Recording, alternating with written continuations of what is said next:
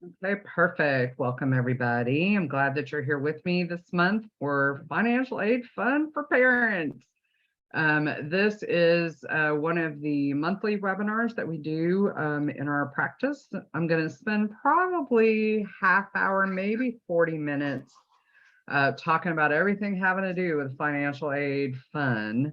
And then I will leave time at the end for any questions about the presentation or any other questions that you might have about college. So thanks for being here today. All right, so it's all things financial aid this month. We're going to talk about the data verification meeting, what it is, why we have it. I'll tell you a little about the FAFSA, the Free Application for Federal Student Aid. We'll spend some time talking about the CSS Financial Aid Profile, the File College Info website that we use to gather all of this information for me to actually submit the forms. And then we'll talk about next steps. Why we file financial aid forms. A lot of our clients don't think that they are going to be in a position to receive any type of aid. And so they don't want to fill the forms out. We totally understand that. There are some scholarships that require your student to prepare and submit the FAFSA, not the results of, it's just the submission of the FAFSA kicks off the availability of some of those scholarships. There are some honors colleges as well that require at least a submission of the FAFSA. There are grants that are only offered for those people that submit financial aid forms. Some colleges like to see that you have the financial wherewithal to be able to pay for college. So sometimes it's a good idea to let the school know that maybe you're going to be a good donor in the future, if you will. When we prepare and submit a FAFSA for your student, that student is automatically going to qualify for what's called a Stafford loan. That's a federal student loan. That's a student loan in the student's name with no parent cosigner. It does allow them to develop some good credit when they're in college. It also gives them some accountability, not that they need it, but it does give them some skin in the game, and that's guaranteed when we file FAFSA. If we do not file financial aid forms, we potentially will not receive a financial aid award letter. That financial aid award letter is your offer. And in some cases, not all cases by any stretch, in some cases, college tuition is negotiable. And we want to be in a position to be able to compare these financial aid award letters. So even if you don't feel like you're going to qualify for any aid, there is an argument to be made that just getting that financial aid award letter might help us get more money for college. It is now a requirement by the Texas legislature. Back in 2019, the Texas legislature passed House Bill 3. One of the requirements in House Bill 3 is for each student graduating from high school starting in 2022 to prepare and submit a FAFSA in order to get their diploma if they're planning on going to college. So it's now required, but we've done this for all of our families, millionaires to food stamps, for the past 12 years, and we'll continue to do so. So that's why we file financial aid forms. We do the filing of the data of the financial aid forms through the data verification process. For those of you who have students that are seniors, you are probably very familiar with this because I've sent out emails probably for the last month about this. But the data verification meeting, prior to the data verification meeting, you're going to put all of your information into the File College Info website, which is the website that we use to file forms.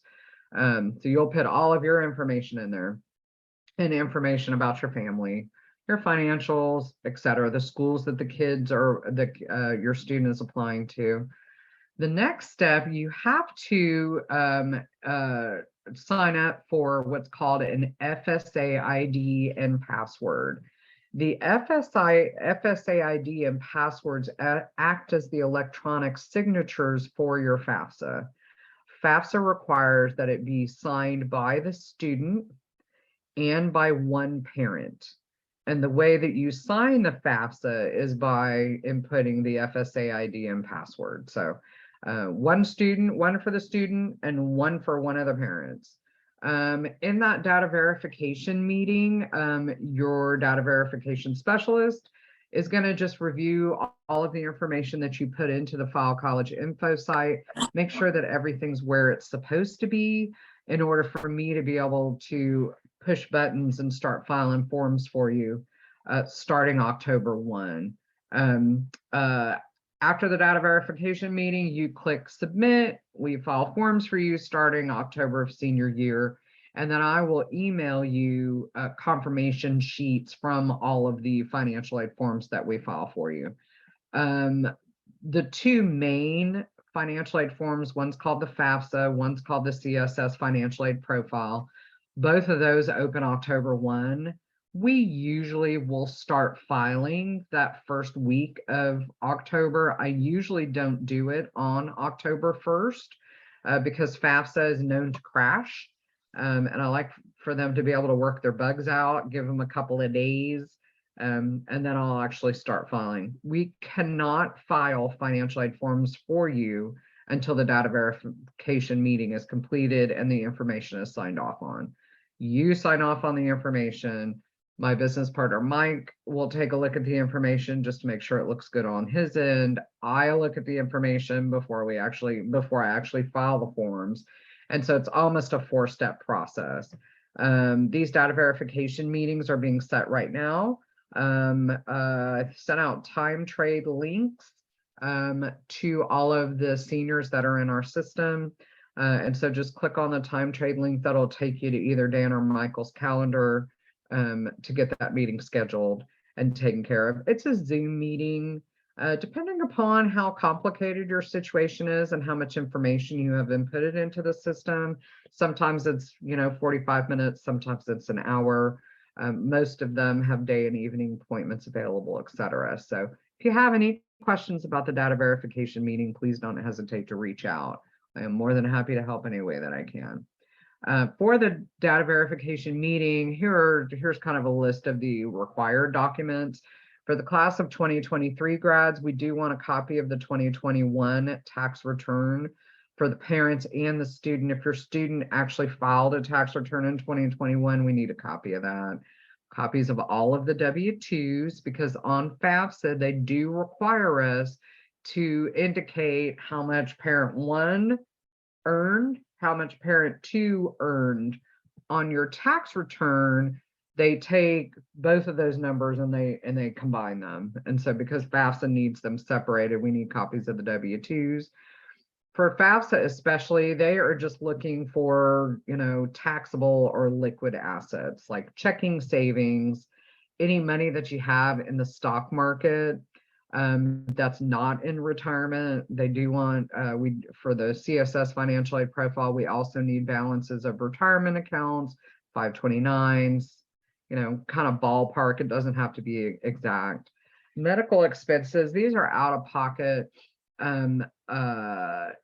costs that aren't covered by insurance. And so, for example, if you go to the chiropractor or you have medication that you have to take on a regular basis, or the kids needed braces and that's not covered by insurance, and then when we put that under medical expenses, information on your home, the value, the year it was purchased, the amount that you still owe, other properties if you own them, like if you own a piece of land or you have a vacation rental or a house that you VRBO, etc. And then if your family's own businesses, then we need information on the business. Not a lot of farms these days, but if you do own a farm, they do want that information as well. I just wanted to say just a couple of things about our families who are divorced families. The FAFSA only cares about the information from the custodial parent. The CSS financial aid profile cares about the custodial parent, but they also may require the non-custodial parent to complete their own financial aid form for them. In a lot of cases, the custody is equal, right? And so there's a 3-step process, 3-question process. So the first question is, who has primary custody? If that's equal, if that's 50-50, then we move on to the next question. Who does the student live with? Again, if that's 50-50, we move on to the next question. The last question is, who provides the most financial support for the student? If that's 50-50, you as parents can choose who is considered the custodial parent and for who we prepare those financial aid forms for. That is only as of this year. Next year, FAFSA is changing. So next year, if you have any juniors, the calculation is going to be completely different. And for the non-custodial parents, they're going to want information as well. And they don't let us pick which parent, mom or dad, we're going to file for. They say it's got to be the one that provides the most financial support. So just know that's coming down the pipeline if you have a junior in your family and for whom this applies. So the File College Info site, that is the site that we use to file forms. This is different from your student's college Inroads website. It is a very secure site, very high 128-bit encryption. This is the only way that we file forms. It does provide checks and balances just to make sure that all of the numbers are where they're supposed to be, and that the correct numbers get into the correct spaces. This is what your File College Info website looks like. If you have a senior, more than likely this is familiar to you. You'll notice the tabs across the top, and then you just put your student's information in here. Just fill it out. And then for the FSA ID and password, again, these are the electronic signatures for the FAFSA. We need one for the student and one for one of the parents. And then you enter both the FSA you got for yourself and the FSA that your student got for themselves into the File College Info website. That's going to go in under college organization. And then you click edit, and then you're able to put in the student FSA ID and password and the parent FSA ID and password. And the way you do that is you come to the college organization sheet, and then under college choices, you're going to click edit, and then you'll enter the student's FSA username and the parent's FSA username as well, and password. Don't forget the passwords. If your student is applying to schools that require the profile, the CSS financial aid profile, you'll see another tab up here that says profile school. If the profile school tab is listed on your student's account, that means that some of the schools that they're applying to require the CSS financial aid profile. That CSS financial aid profile is administered by the College Board. That is the same administrator of the SAT, of the AP exams, the PSAT, etc.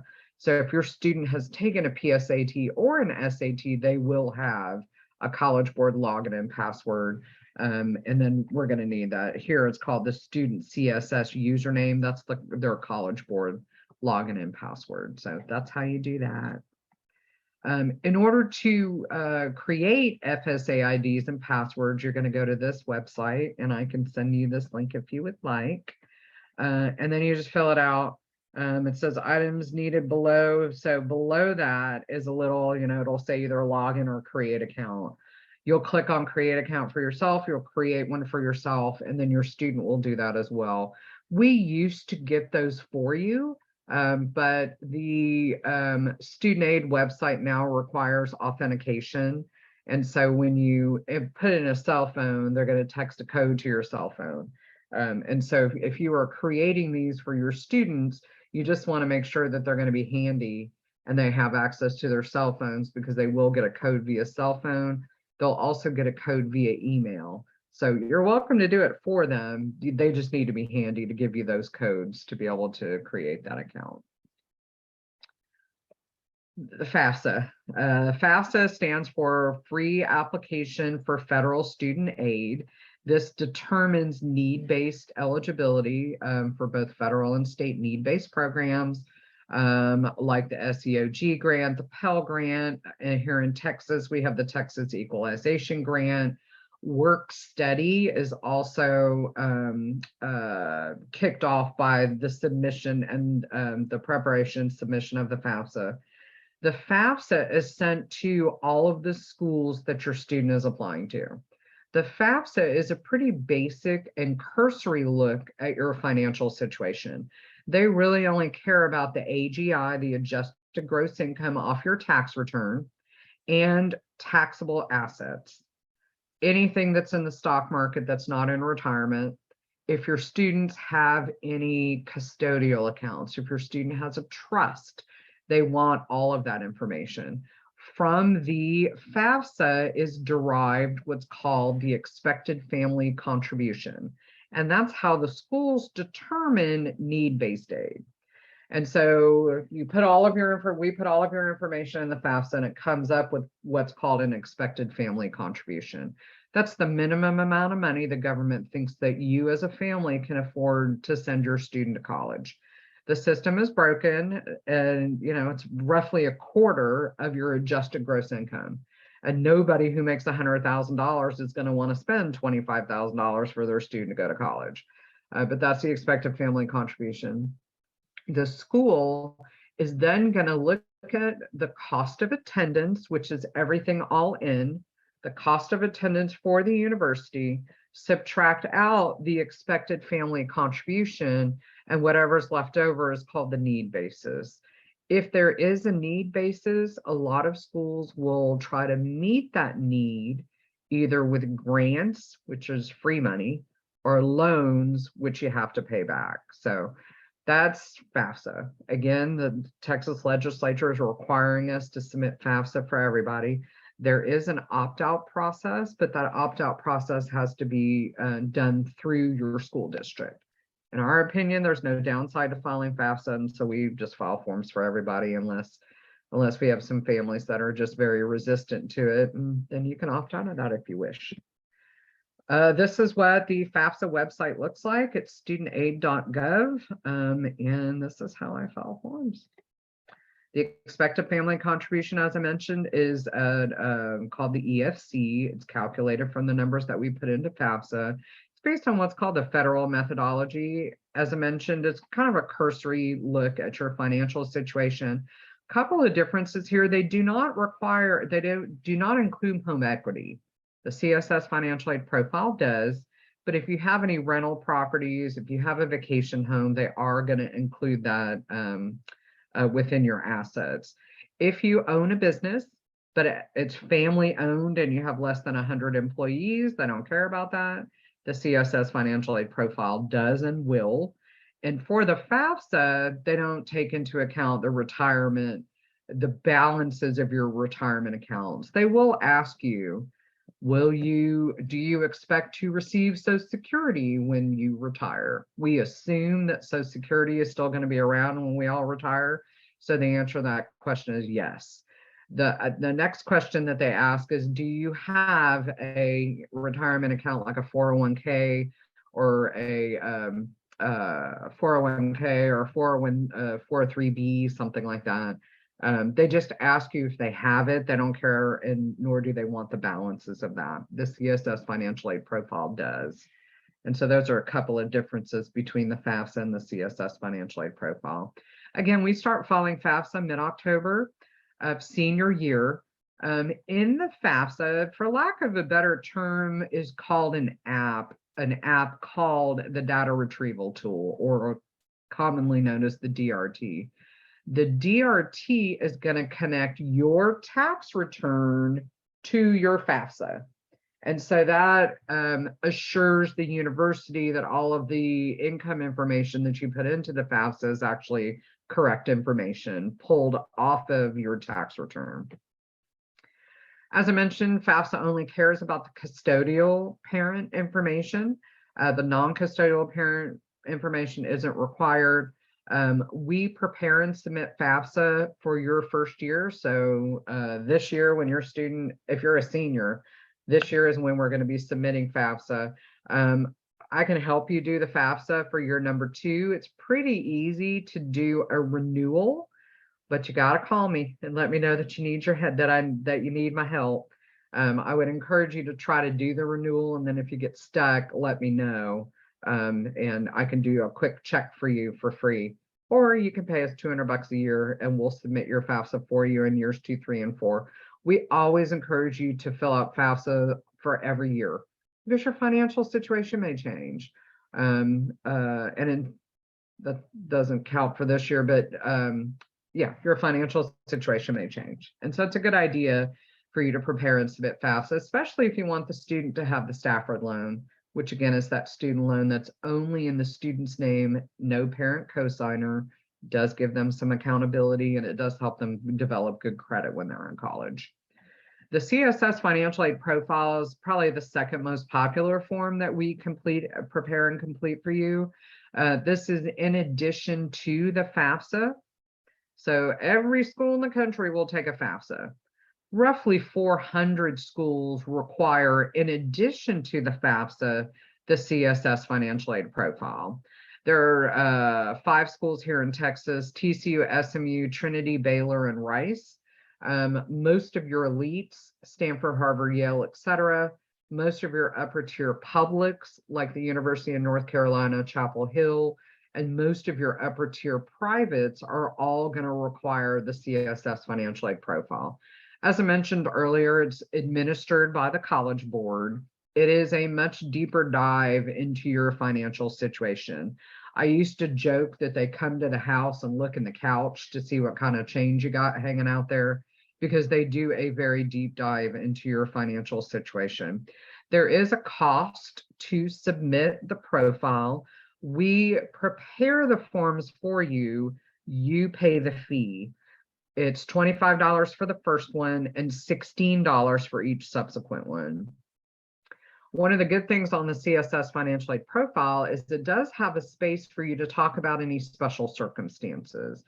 In that comment section, we encourage you to talk about any significant hit to the family financially. If it was a job loss, or you had to shut your business because of COVID, or we had some significant health expenses this particular year, we want to let them know that, so the colleges are aware of what's happening within your financial situation, especially since we do a 2-year look back. And maybe 2021 is really different, than your tax return in 2021 is very different than what your financial situation looks like now. And that gives you the opportunity to talk about that. Again, it's administered by the College Board, and so we do need your student's College Board username and password. They have just changed the way that the students log in to the College Board. So if the student hasn't been to the College Board in a while, I would encourage them to go ahead and get that taken care of now. They used to use a login that was not an email. They have changed that. It is now a login that includes an email. So if your student has been to the College Board in a while, I would encourage them to go there and make sure that everything's up to date there. You go to your File College Info's website, you click on the College Organization tab, and then you click under College Choices to enter the College Board login and password. Again, I think on File College Info, it's called the CSS. Let's see if we can see what that looks like again. Yep, it's called the CSS username. So just know that the CSS username and the College Board login are the same. If you own a business or a firm, there is additional information that's going to be required, including your business tax return. They are pretty financially intrusive. I mean, they're in the section Q, which is the supplemental questions that each university can pick from. There's 700 questions in there. Like, what type of retirement plans do you contribute to? How much do you think you can pay for college each year, which always trips every family up? What's your income for 2021? What's your income for 2022? And let's get the crystal ball out and let's figure out what your income is going to be for 2023. Some want the year, make, and models of your cars. Some want to know how much you have in offshore accounts and which countries they're in, which is crazy. But some of these colleges are really looking for any holes in your backyard that you've buried your money in. So they are trying to look for that type of information, which is why they dig so deep into that. So the CSS financial aid profile, some universities have contracted with the College Board to receive your tax information. And they do that through what's called the IDOC, which stands for Institutional Documentation Services. This is a step that you take as a parent. There's only a handful of schools that require it. They will let your student know if that is required. Unfortunately, they are going to email your student to let them know that. And then sometimes they'll actually put it on the college's web portal that the college will set up for your student once they apply. And then the student can go in and look to see if there's anything missing from their application package. And a lot of time, if they require the IDOC, they're going to say, we need you to complete the IDOC.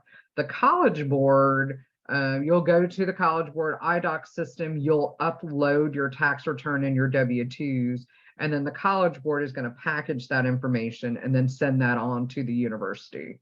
The College Board notifies the students of the schools that require the IDOC and by when to submit them. And then you upload the documents into the system, and then the College Board shares them with all of the colleges that have contracted with the IDOC to receive your tax information. There are some schools like Princeton, for example, they don't do that through the IDOC system. They will actually require you to go to the Princeton website and upload your tax return and your W-2s, etc., just so they can have that information as well. The IDOC makes it easy. Some schools require it on their own. So the CSS financial aid profile, again, is a much more in-depth and deeper look into your family's financial situation.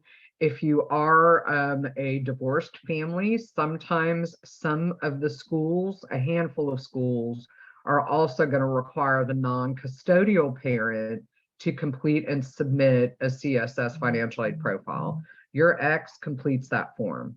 And so I prepare and submit the CSS financial aid profile for you. I will make sure that you have an opportunity to be able to look at it first before I push buttons.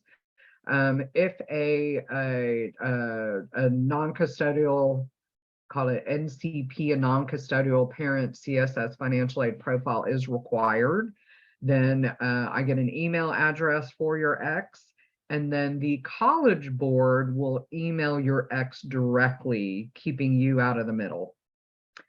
For the NCP, the non-custodial parent CSS financial aid profile, there is a fee for that. It's $25 for your ex to complete that form. And again, the College Board is going to email the non-custodial parent to let them know, here's what you need to do and here's how to do it. And then they take the institutional expected family contribution from mom and pair that with the institutional financial expected family contribution from dad, combine them and put them together. Only a handful of schools require that. If you have a question about whether or not some of your students' schools require the non-custodial profile, reach out to me and I'm more than happy to let you know. College Picks, extremely important. The College Picks is the list of schools to which I am submitting financial aid forms. The College Picks in the file college info should mirror what's in your student's college Inroads website. So sometimes, like at the middle of August, I sent out College Picks and I gave the students instructions on how to let me know that their college list is final, and to please let me know if there's any changes to it. Some of them did, most of them didn't. And so I am relying upon the students and the parents to make sure that the colleges that are in the file college info site are the same as they are in the college Inroads site. Before I submit financial aid forms, I will double check that and I will reach out to you guys if there's a discrepancy there. So just know that. But the College Picks, that's the list of schools to whom I am sending forms. And so it's really, really important to make sure that that college list is correct. We use file college info as a benchmark for due dates for those. For your students' financial aid forms, a lot of them aren't due until January, March, unless we're applying early decision or early action. And then a lot of times those deadlines are going to mirror the early decision or early action deadlines as well. My goal is to make sure that these financial aid forms are submitted at least 2 weeks prior to the deadline, as long as you have done your part, as long as you've gone through the data verification meeting and that we have all of the information needed. If we don't have colleges in the college info website, then they aren't going to get financial aid forms. So I will do my best to double check that as well, but I need some help from you parents too. When we are in the File College info site, we need to make sure that we're indicating the way in which the student is applying. And that's early action or early decision or regular admissions, because sometimes those deadlines are different. And I run a series of reports. I mean, most of our families will have financial aid forms submitted in the month of October, regardless of when they are due. But just know the longer you wait to do the data verification, the longer that process drags out. And again, we want to make sure that we're hitting all of these financial aid forms deadlines as well. So if you have filed an extension with your taxes, no worries, we can wait to do the financial aid forms filing once your taxes have been cycled through the IRS website, because we can't use the data retrieval tool. Remember that little app that connects your FAFSA to your connects your 1040 to your FAFSA. We can't actually do that until your financial aid forms have made it through the IRS process. So if you're concerned that, well, my taxes aren't done yet, no worries. I would just encourage you strongly to try to submit those taxes as close to or prior to that October 15 deadline as possible, because it's going to take the IRS a while to be able to process those forms through their system, and we can't use the data retrieval tool again until your taxes have processed through the system. So yep, and this is how we enter our college picks. We go to the File College Info website, we go to college organization, and we click Add College. And then it's going to give you a drop down. You'll indicate what state it is, and then there's another drop down, and you scroll down until you find the school that the student is applying to, etc. All right, this time of year, I get tons of questions about local scholarships. There's a couple of things here that I want to talk about. Number one, we offer a national scholarship search through what's called Imagine Scholarships. If your student has not gotten the Imagine Scholarship login quite yet, all you got to do is reach out to our admin team and they will definitely set that up for them. The students create a profile, and then that profile is compared against their list of 10,000 scholarships. There's also an opportunity for the students to include keywords. So if your student is left-handed, chances are there's going to be scholarships in that database for kids that are left-handed. If your student has red hair, chances are there's going to be a scholarship for a student that has red hair within that system. So Imagine Scholarships is the first place I would go. That's for kind of the national global scholarships. The local scholarships, there's a couple of different places to look for those. The high school counselor, a lot of high school counselor websites will have a running list of local scholarships through the Police Benevolent Foundation, the local Rotary Club, the local Chamber of Commerce, the Education Foundation, etc. I would argue, and we would argue, that sometimes it's better to spend more time on the SAT, ACT, because a lot of times the universities are going to base your scholarship based on the combination of the GPA and the SAT, ACT scores. Even in test optional, a lot of schools that required an SAT, ACT for scholarships have waived that. Some haven't, so it's going to be important to make sure that we understand the grasp of that. But a school like University of Arkansas, for example, if you had a 3.2 GPA and a 24 on the ACT, then they would give you a 70% discount on your tuition. they waive the 24 on the ACT. Now you just have to have a 3.2 GPA and you get the 70% off.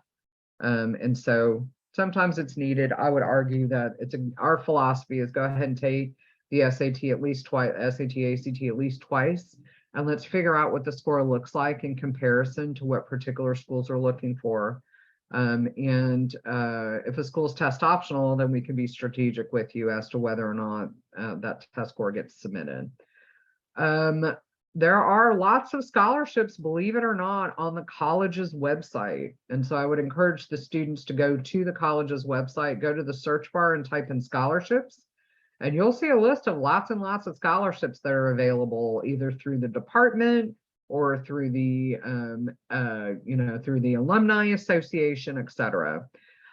Expect the kids to get an email from me usually the week before Thanksgiving, because a lot of kids will do some scholarship searches over the holidays, but I'll send out an email with lots of different places for the students to look for these local scholarships.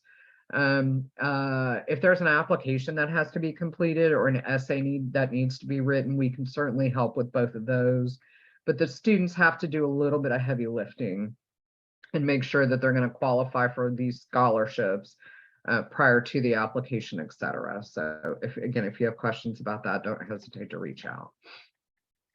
All right, next steps. First things first, go to your File College Info website. If for some reason you didn't get the username and password for that, just let me know and I can have that login information resent out to you. Make sure that you upload your 2021 tax return and your W-2s under document upload on that system. Make sure that you get an FSA ID and password for one parent and one for the student as well. You're going to want to input those into the File College Info website. If your student has schools that require the CSS financial aid profile, make sure that we have the College Board login and password for that. And then again, the CSS financial aid profile requires a fee. We file a form for you. We don't pay the fee. And so your data verifier will ask you for a credit card number.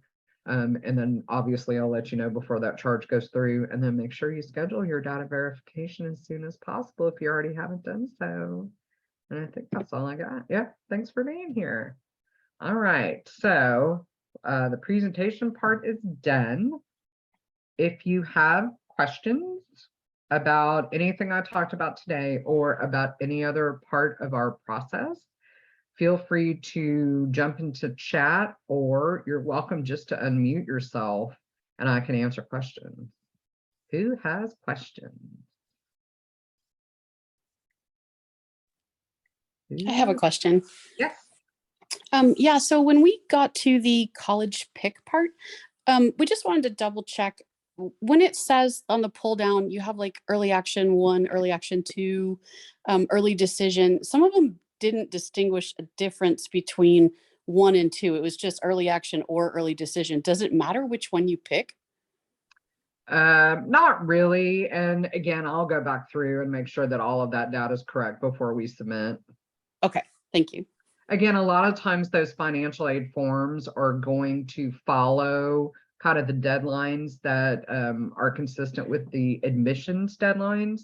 And so if your student is applying early decision 2, for example, and that application isn't due until January, then more than likely that financial aid form won't be due until that January timeframe as well.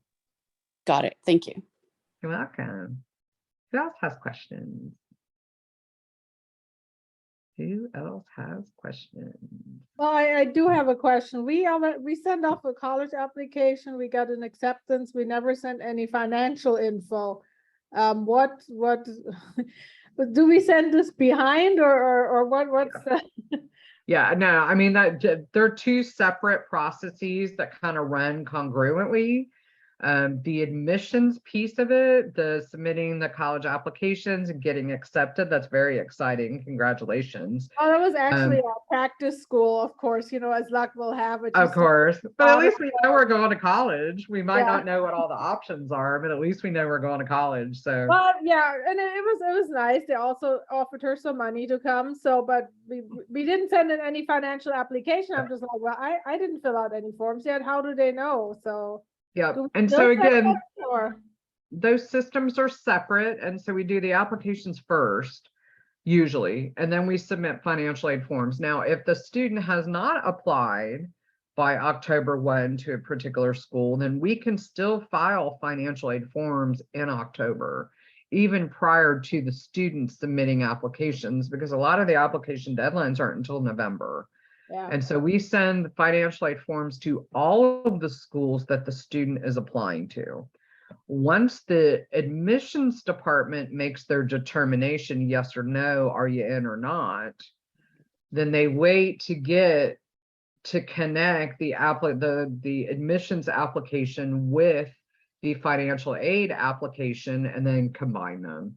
And then in the spring, you're going to get what's called a financial aid award letter, which is that offer. Here's how much we cost. Here's how much money we're giving you. Here's how much mom and dad have to pay out of pocket. And so they're two separate processes that kind of run concurrently. And you wouldn't have submitted your financial aid forms, in September when your students submitted applications already. okay, yeah, so Does we that make were sense? like utterly confused. They sent her an admission, they even gave her a certain amount of money guarantee, and we're just like, well, we haven't even asked for money yet, so how did Right. that happen? Yeah, right. Well, that just goes to show that student is worth a lot of some merit-based aid. Remember, there's two piles of money. There's need-based aid, which is based on the parents, which is what all of this financial aid form stuff is all about. The Mhm. need-based aid comes from income, assets, age of the oldest parent, how many kids you have in college at the same time. That determines need-based aid. Merit-based aid is on the student. GPA, class rank, SAT scores, sometimes talent will take them places academics never will. And so there are students that will qualify for need-based aid who will also qualify for merit-based aid. Some students won't qualify for need-based aid, but will still qualify for merit-based aid because that's not based on the family's financial situation. That's based on how well that student is going to fit within that college's community. Okay, well, thank you, that's helpful information. Of course, happy to help. Happy to help. I know it's confusing, a lot of stuff going on. Who else has questions? Please feel free to either unmute or type in the chat. Happy to help any way that I can. Going once. Going twice. 2.5 times. Hi, Anne-Marie. I have I'm a gonna quick ask, question. sorry, Hi, Anne-Marie. I have a quick question. I joined Yes. in late and I wasn't sure if this webinar was more directed towards seniors or juniors, or is there anything that junior parents need to work on at this time? Not at all. This is just in preparation for what you're going to get to go through next year. Okay, sounds good. Thank you. You're welcome. Iris, did you have another question? yes, I had about that, the Imagine Scholarship thingy. I don't think my daughter has that yet, or the link to it, so is there any way we can get it? Yeah, for sure. Just reach out to the admin team. It's admin team at collegeinroads.com, Mhm. and they'll get her set up and get it sent over to you. Okay, I'll just send them an email then, okay. Yeah, perfect. Or just Thank post on the website in their chat room, whatever's easiest. Okay, oh, yeah, I could just chat it in. Yep. Any other questions? Going once. Going twice. 2.5 times. All right. Well, thanks so much for being here tonight. I hope this was helpful. And more than happy to answer any questions that you might have. So please feel free to reach out. If you have any additional questions, more than happy to help any way that I can. And thanks so much for being with us tonight.